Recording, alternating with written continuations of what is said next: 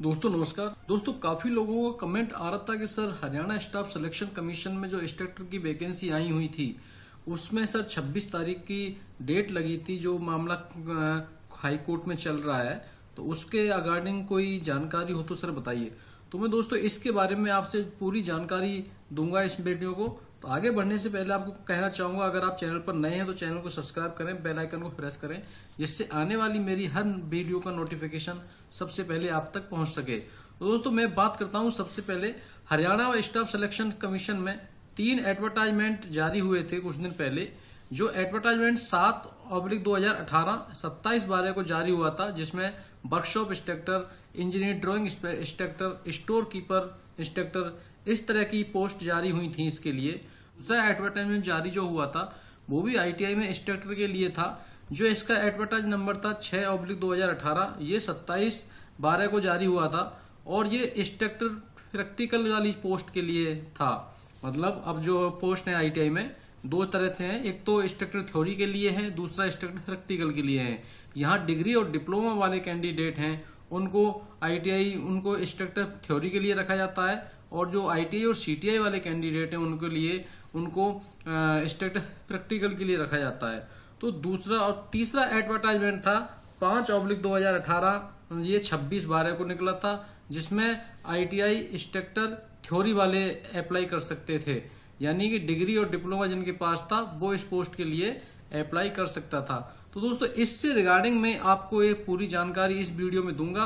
तो सबसे पहले आपको बताना चाहूंगा, ये कुछ दिन पहले एडवर्टाइजमेंट निकला था। उसके एडवर्टाइजमेंट निकलने के बाद 4 फरवरी को ही ये मामला कोर्ट में चला गया। 4 फरवरी को मामला कोर्ट में जाने के बाद कोर्ट में जो क्या जवाब हुआ, 14 फरवरी को जो इस कोर्ट का जो ऑर्डर आया उसकी वीडियो मैंने आपको डाली हुई थी। ये जो ऑर्डर आया था ये 14 फरवरी को आया था। इस 14 फरवरी के ऑर्डर की पूरी डिटेल से वीडियो मैंने आप लोगों को बनाई गई थी, मेरे द्वारा आप लोगों को दी गई थी, जिसमें स्पष्ट कहा गया था कि इनको आप अगर गेस्ट जो कॉन्ट्रैक्ट बेस पे जो DC रेट पे जो इंस्ट्रक्टर लगे हुए थे, इनको आप इनको मतलब इनकी पोस्ट के अगेंस्ट किसी दूसरे को सिलेक्शन नहीं कर सकते, और जिनको जब तक नहीं हटा सकते थे जब तक कोई रेगुलर सिलेक्शन ना हो जाए। लेकिन इसी के साथ में इसके तहत ये जो CPW 17/266 के तहत ये भी था कि इनको आप रेगुलर भी नहीं कर सकते थे। तो इसका पूरा डिटेल से मैंने एक वीडियो आप लोगों के लिए बनाया था। तो अगर आपने ये वीडियो नहीं देखी है तो इस वीडियो को भी आप देख सकते हैं। दोस्तों ये जो DC रेट में जो इंस्ट्रक्टर लगे हुए हैं इनको आप हटा नहीं सकते, लेकिन इनको आप रेगुलर भी नहीं कर सकते। तो इस तरह की वीडियो मैंने पूरी जानकारी इसमें दी थी। अब बात आती है कि अब फिलहाल की पोजीशन क्या है। अब फिलहाल की पोजीशन ये है कि इसमें जो एडवर्टाइजमेंट जो निकला था इसमें तो 4 तारीख को मामला हाई कोर्ट में चला गया। उसके बाद में 14 फरवरी को इसका एक ऑर्डर हो गया। ऑर्डर होने के बाद में अब उसके बाद जो डेट लगी थी वो 26 मार्च की लगी थी। काफी लोगों का इंतजार था कि 26 मार्च की डेट में सर क्या हुआ।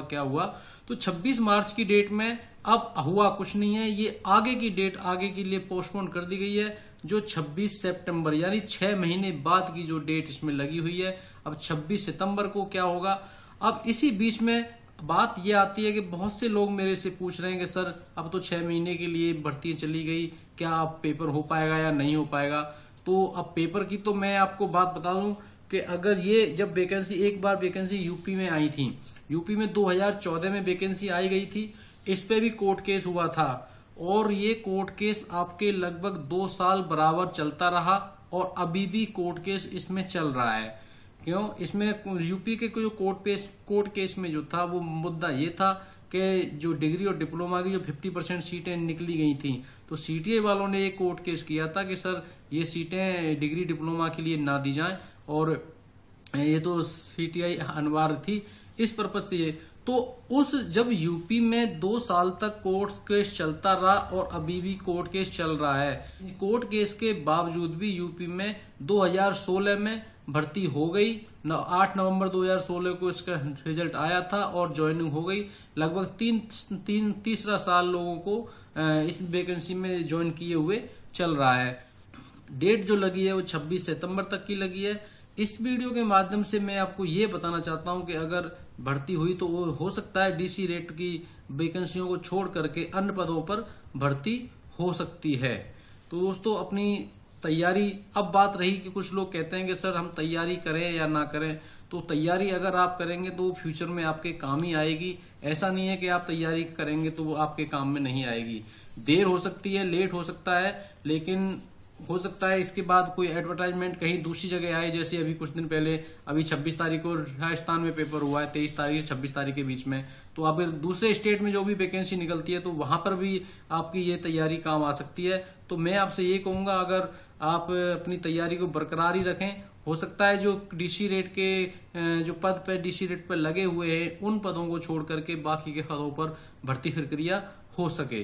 दोस्तों इस वीडियो में इतना ही। अगर वीडियो पसंद आए तो लाइक करें और चैनल के साथ बने रहें, क्योंकि इस चैनल पर मैं टेक्निकल इन्फॉर्मेशन, आईटीआई से संबंधित जानकारी, अप्रेंटिस से संबंधित जानकारी और गवर्नमेंट जॉब से संबंधित जानकारी, जो आईटीआई से रिलेटेड जॉब हैं उनकी जानकारी पूरी आपको देता रहता हूं। दोस्तों इस वीडियो में इतना ही। आगे जब कोई अपडेट आएगा तो मैं आपको इसकी जानकारी जरूर दूंगा।